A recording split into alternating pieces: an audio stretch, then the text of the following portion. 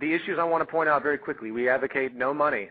People sometimes don't understand why. We advocate automation, especially, well, automation almost entirely, but, well, actually, I'm going to stop right there because I'm not going to go into specifics on this. We advocate artificial intelligence to be used. There's one that gets a lot of confusion. We advocate a technological unification of the globe. Technological unification is required. I'm going to go into that in a second. We advocate no property, and people throw their hands up at that too, and they say, wait a minute, that's just too reminiscent of communism, because they have no frame of reference. And of course, we advocate sustainable city systems. Now, if you were just to bring that list up to general people, and also we advocate science as a methodology, which should go without saying, but unfortunately we're at the tail end of the dark ages as far as I'm concerned on this planet, so I guess I have to restate the obvious. But nevertheless, these points, when you bring them up, you know, most people, if they don't have a frame of reference, they really don't know what to think of any of it. So I want to just quickly hit these points really quickly with the fundamental summaries to help you guys out there in case you ever encounter this. 1 second here. Okay, so no money. You go up to somebody and they say, oh yeah, the Zeitgeist movement, they advocate no money. And they might ask why. The reason we advocate no money is on multiple levels. The reason is on multiple levels. But here's the most influential one. It is utterly paralyzing because money creates established institutions. Money creates institutions that are forced, for their own survival, to perpetuate themselves. Therefore, progress is inhibited by money more than it is accelerated by it. I'll say that again. Money serves as an incentive only to a certain degree. Once you build an establishment, you have lots of people working for you, doesn't matter how honest or genuine you think you might be. The moment you have that type of establishment, and the moment something comes along to challenge whatever your advocation is that you make money off of, you're going to have a natural propensity to want to restrict the development of anything that might take away your market share.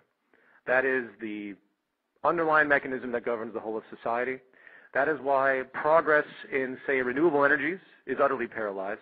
That is why it is far too expensive, because there's no mass production to create the type of renewable energy infrastructure that's required to move us out of our current depleting paradigm. So, why do we advocate no money? Well, there's many reasons for that, but the main one is it's socially paralyzing, far over it serving as any form of positive incentive for mobilization. It does not advocate change. Money perpetuates the stopping of change more than anything else. Scientific ingenuity, the history of scientific ingenuity is one long history of money being in the way of the development. I was just watching a documentary on Nikola Tesla, and it brought up a historically significant issue with J.P. Morgan. As many of you might know, Nikola Tesla was sponsored by J.P. Morgan towards the end of his life. Nikola Tesla really had a really beautiful social view.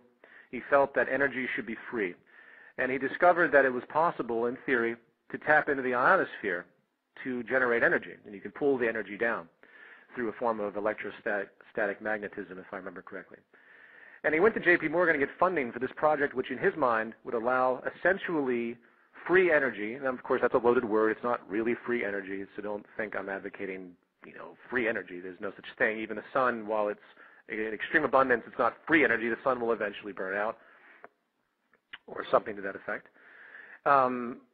He wanted to have exercise in an attempt to do something that would benefit the whole of humanity, which would incur a loss of money for J.P. Morgan. J.P. Morgan shut down the Wardenclyffe Tower project because he wasn't about to even entertain the possibility of all the people in the world having, quote, free energy, or energy in such abundance that they don't have to pay for it. It was a form of wireless energy.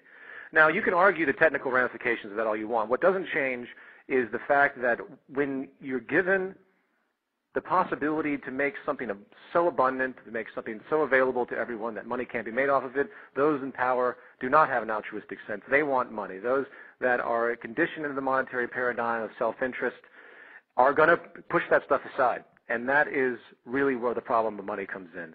Establishment orthodoxies will shut down progress for their own self-interest, and that is what we've seen generation after generation.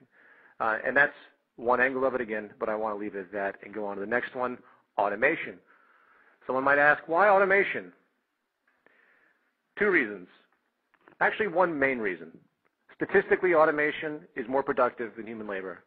And that goes for just about everything that you can find an automated application in anything that's mechanized today is more productive in operation than if you had people doing it. And the reasons for that are pretty much obvious. But I made chart points in the London lecture about how employment was inverse to productivity. We can look at the steel industry to see that one in play very easily. And this type of tendency is going to carry over into every other medium when it comes to mechanization. That is just the way it is. So what it means, it's more productive. So why should we be doing something that isn't as productive as something else when we can create an abundance through the latter?